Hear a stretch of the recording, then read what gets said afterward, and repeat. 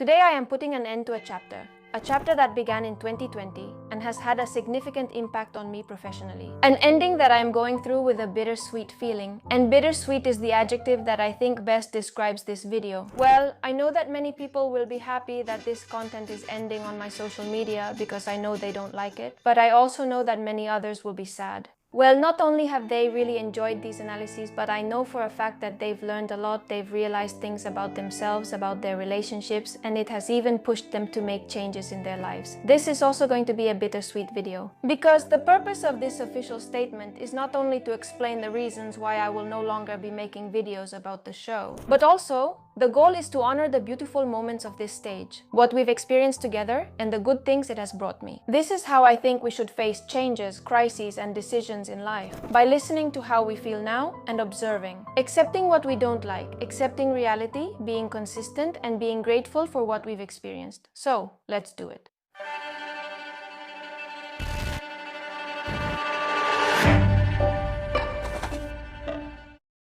Everything started in 2019, the year the movie Joker was released. I had already been uploading videos to YouTube for a few months, without any work-related goal, without any focus. No, I'm super happy because we've passed 40,000 subscribers, and honestly, I never expected to reach that. I just wanted people to know how fascinating psychology is. I never imagined that I could have a big channel that would lead to job opportunities. My goal by the end of the year is to reach 100,000. Let's see what happens. It was all pretty spontaneous. One thing led to another. In fact, I'm honestly telling you that I thought no one would watch my videos. I didn't think anyone would be interested in what I had to say. So you can see how many times our beliefs have no real basis and can really limit us. One weekend I went to the movies, and while watching Joker, I couldn't stop thinking. This story powerfully shows how trauma and psychological pain can lead a good person to become a real monster. I thought, hey, it might be interesting to make a video explaining why Arthur became the Joker from a psychological standpoint. And well, I got home and did a basic analysis with the knowledge I had back then. In fact, years later, I did another analysis with much more knowledge and a much deeper perspective on psychology. With my crappy camera, with no microphone, in the 30 square meter studio I lived in back then. You could see me talking about psychology with the shabby sofa bed I slept on in the background, next to a pink stuffed animal.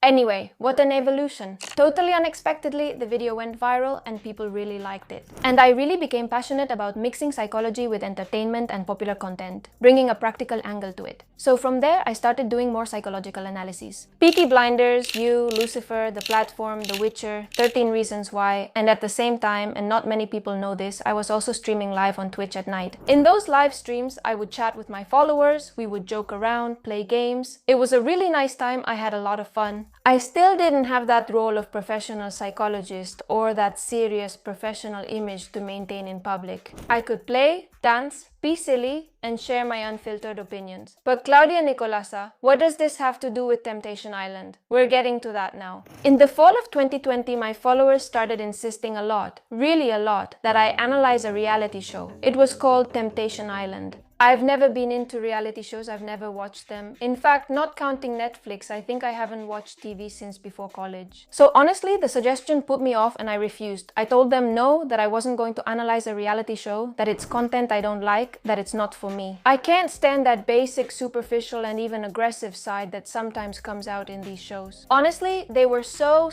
insistent that I thought, look, Claudia, if your followers keep saying this, there must be a reason. Listen to them. So I did. One of those nights I told them, okay, fine, let's see what's here. And I remember perfectly how I started the episode with skepticism, without much enthusiasm. And I remember seeing how little by little my mood and my perception started to change. And I ended that live stream by saying, guys, you were right. Sorry for not listening to you before. There really is a lot to analyze here, many examples to use to explain psychological concepts. I swallowed all my pride and all my prejudices. And I threw myself into it. We started meeting once a week to watch the episode they aired live together and analyze it. I still didn't like the show itself, and honestly, I've never really come to like it as such. I haven't enjoyed watching the show itself, but honestly watching it with my followers, chatting, commenting on it, making jokes, also reading their observations, their theories, and their thoughts in the comments. That atmosphere of watching it together, having that habit, that space. It made me grow very fond of the show. In the end, I wanted to watch it too and was interested. After each live stream, we looked forward to the next, eager to see what would happen. Honestly, I get a bit emotional remembering it. Only those present know what we went through.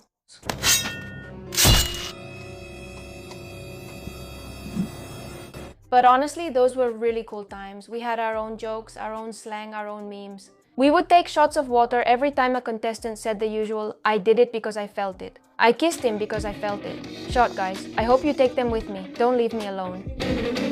We made bets, predictions. And well, that's how it was for 2-3 years. On Twitch, I watched the episodes live with my followers. And then on YouTube, I made my analysis videos, explaining why someone had been unfaithful, analyzing different relationship dynamics. And the truth is that content went pretty viral. It was something really new on social media, to the point where there were more than 6,000 people analyzing the island live together. The reality is that the island was a big hit on my channel. Obviously, they weren't the only videos on my channel that did well, but these ones stood out, because the show gave me very striking scenes and cases to explain psychological concepts. Evolutionary psychology, attachment, relationships, infidelity, personality, communication, manipulation. It was so interesting on an intellectual level.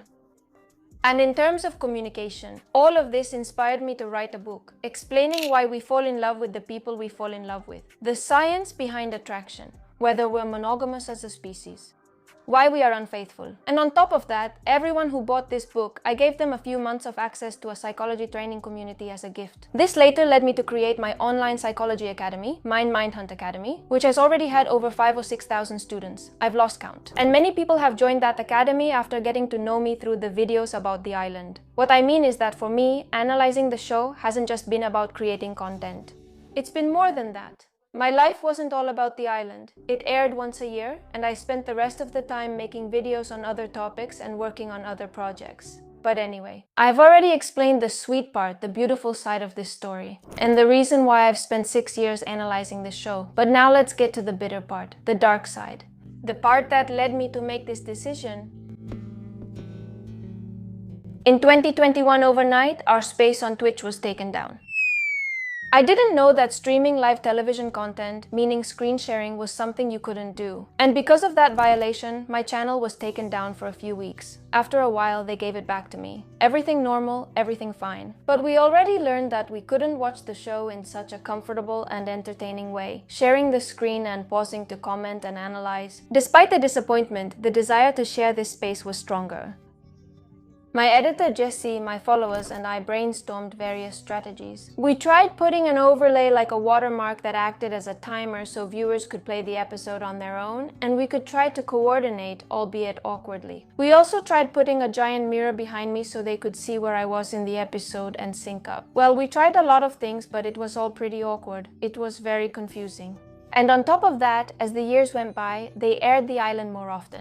It went from being 1 day a week to 3 days a week, and also very late at night. Sometimes we went to bed at 1:30 in the morning. At the same time, I had more and more work. I was no longer just a girl who shared videos online for fun. I already had a large channel, projects, employees, little time, and a lot of stress. And I saw how the island was taking up more and more of my time, and going to bed so late was taking a toll on my health. Even though I loved that time with my followers, the live streams were no longer sustainable for me. So in 2023, I made the decision to end those live streams. I was really sad about it, and so were my followers. In fact, there was at least one who got pretty upset with me because of it. But even though we wouldn't watch it together anymore, they still had my YouTube analyses. So I began watching the show alone to make these videos. I would put it on while I was on the treadmill or while I was cleaning or doing things, basically just to pick up storylines that I could analyze. Like I said, I never really liked the show, but since I had those experiences watching it with my audience, with my editor, a certain attachment had formed, a certain emotional connection. So I didn't like watching the show, but I loved analyzing it. In 2024, I even started making short videos using scenes to explain specific concepts for Instagram, TikTok, and so on. But I think this is when the decline started. Before, the island was broadcast once a year and once a week. But little by little, it gradually became 2 or 3 nights a week, and I think there have even been 2 or 3 editions a year. They began airing them nearly back to back, with only a month between editions. As a result, the island was no longer just an occasional topic on my social media. I practically felt like they were absorbing me, because I felt like I had a commitment to analyze that show, to make those videos, to explain things. And of course, if the show is on air for so long and so often, then I hardly have any space left to make content about other things. I was frustrated because I wanted to discuss other topics and use my social media differently, but I also didn't want to break my commitment. Also, that frustration kept growing because the emotional attachment and the bond I had from being in that space with my followers slowly faded away. Watching the island on my own was getting harder and harder for me, having to watch so many seasons, so many hours a week of content that I honestly don't enjoy. I tried hard to stay motivated and to find new insights and lessons in each season, but honestly, it's a very repetitive format. The contestants often seem like copies of each other. I was starting to feel like I do about soccer. No offense to fans, it always feels the same. Different players, different outcome, but same setting, same rules, same scenes, same everything. I think I started to feel this sense of weariness and exhaustion at the beginning of 2024.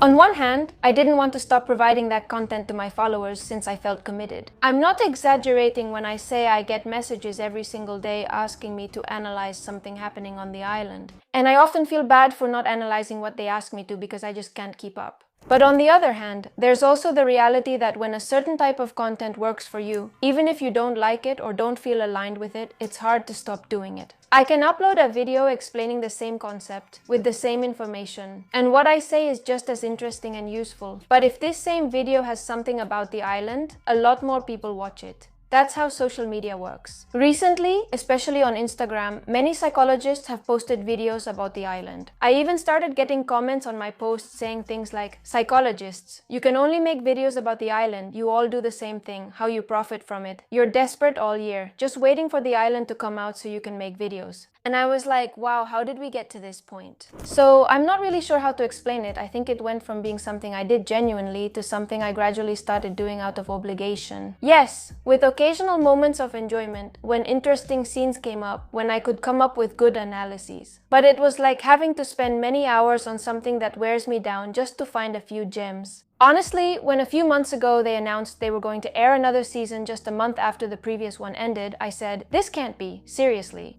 Enough. The shadow of temptation keeps advancing relentlessly. I was happy that the previous season of The Island had finally ended. I had already done my part and I could talk about other things. And suddenly they hit me with another season. That's when I confronted myself. I said, let's see, Claudia, if you're feeling this way, why are you doing it? Why do you keep going? There's no reason to do something you don't enjoy. No one is forcing you. That's when I doubted whether to quit completely or to continue. But many people were already asking me when I would upload the analysis. They were waiting for it. I felt really bad about leaving these people without the content they were expecting, and also without any prior notice. Without having explained myself, without having expressed myself, without having said goodbye, like I'm doing now. So I said, come on, Claudia, this is the last one. You do it. And then you say goodbye. I put on the first episode of this latest season. I saw couples that were a bit different, like people who seemed a bit healthier, a bit more normal, in the sense of being more representative of what the general population is like, and I thought, hey, maybe something different could come out of this. Less dramatic, less superficial, more human. New things can come out of it. But, well, here on my show, you already know that as soon as a couple isn't eccentric and doesn't bring drama, they take them out and put in another one. Anyway, but here comes the straw that broke the camel's back. Do you know when I really made the decision to put an end to this? Maybe what I'm about to say will seem silly to you. Maybe it will sound absurd, obvious, I don't know. But for me, it was like a splash of cold water. Let me tell you. YouTube recently launched a very interesting tool that analyzes your channel's data. It analyzes which topics are most interesting, what kind of person watches you, how you can improve your videos. Well, it has a lot of information. Well, there was one insight it gave me that I didn't like at all. It turns out that YouTube's algorithm had labeled me as a reality show psychologist. And so, when I posted videos that weren't related to reality shows, YouTube would show them to fewer people. And I replied to them, But come on, my videos about the reality show are just a very small percentage of my channel. There are so many more videos on other topics. How can that be? They said it's less about how many videos you have and more about which videos attracted more people and made your channel well known. And that makes the algorithm understand that it has to show your videos to a specific audience and it puts you in a certain category. Reality show psychologist. Of course, let's appreciate the irony. Me, who never watches TV, who has never seen a reality show. And also, when they asked me to analyze the show, I refused because I don't like reality shows. I've only enjoyed watching and analyzing the show because it naturally became part of my work. And me, who for the past 2 years hadn't enjoyed making this content, I was forcing myself a bit, doing it out of commitment, out of obligation, out of fear of letting go. I find myself in a situation where YouTube thinks I'm a reality show psychologist. Honestly, for me, this felt like a joke, like pure irony. And that was the moment when I said, Claudia, no matter what, this ends here. In fact, personally, a year ago, with my burnout, with my health problems, I decided to stop acting out of obligation, just to meet expectations, just because I felt I had to keep up with everything. I decided to only do what feels aligned with who I am, motivates me and excites me, and since then I've been removing things from my life, especially from my professional life, even if it's hard. With this, please, I don't mean that I hate Temptation Island, that I think it's a bad show, or that I regret making those videos or anything like that. Honestly, I've enjoyed every video I've made on my YouTube channel. I really like them and I'm proud of them. Simply, progressively, my relationship with this content has gone through different stages, as I've described. And even though in the last 2 years I watched the episodes a bit reluctantly, at a faster speed, skipping parts, there were always gems I found that seemed valuable to me. And if I enjoyed writing the script, recording the video, releasing the analysis, and reading your comments, I don't want you to think now that it was all fake, or that I didn't like doing it, or that none of that meant anything to me. The fact that someone decides to move on to a new stage doesn't mean that the previous stage is now devalued or labeled in a negative way. We must accept, integrate, and appreciate all our stages and versions as part of ourselves. Recently, I uploaded a video explaining defensive altruism with a scene I found sublime, and I really enjoyed making it. Watching the whole show takes so many hours, and I often don't understand the contestants. I've started skipping more parts because it's just not worth it for me anymore. And I think we can find material and examples in other places. Added to this emotional state is the fact that now social media is full of psychologists making videos about Temptation Island.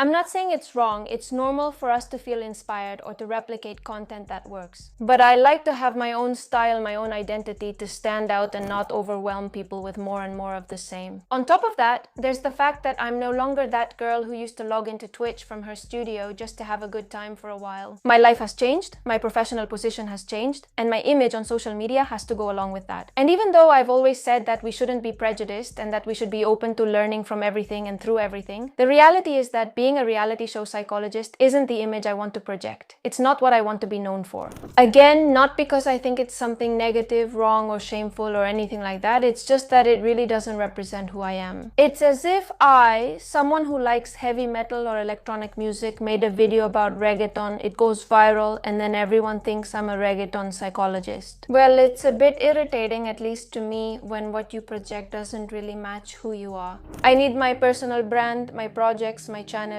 to be aligned with my personality. Coherence is very important to me, even if that sometimes means making a decision that's the opposite of the previous one. In the past, when I enjoyed these live streams, analyzing this show and so on, I was being true to what I wanted. I received a lot of criticism and a lot of prejudice.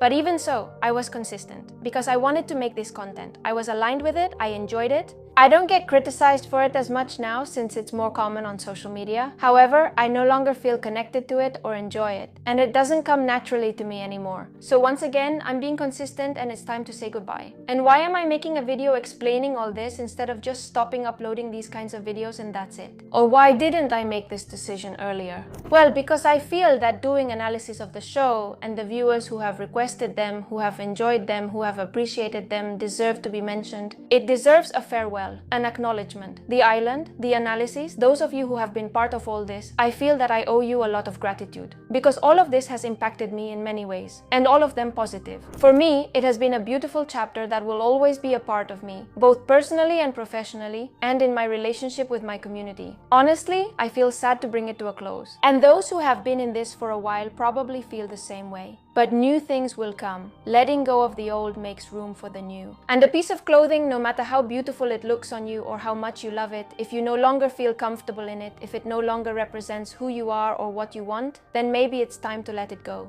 I want to thank those followers who insisted that I give it a chance because it was a turning point in my life. I'm also grateful to those people who, even though they felt some rejection towards these shows, still gave these videos a chance and enjoyed them. And above all, I want to thank Jessie, my editor, because she appeared in 2020 in these live streams as just another follower. And since then, she has been our editor and she has become someone we care about very much. With her involvement, she has made these videos, just like the others, true works of art and tools for improvement in the lives of so many people. We will continue with other analyses of series, movies, and current events. We will also keep making more academic, educational videos. It's been 6 whole years of analyzing the show, and I plan to stay on YouTube for a long time. So we'll see what the future holds, what new chapters open, and which ones close. Thank you, thank you, thank you.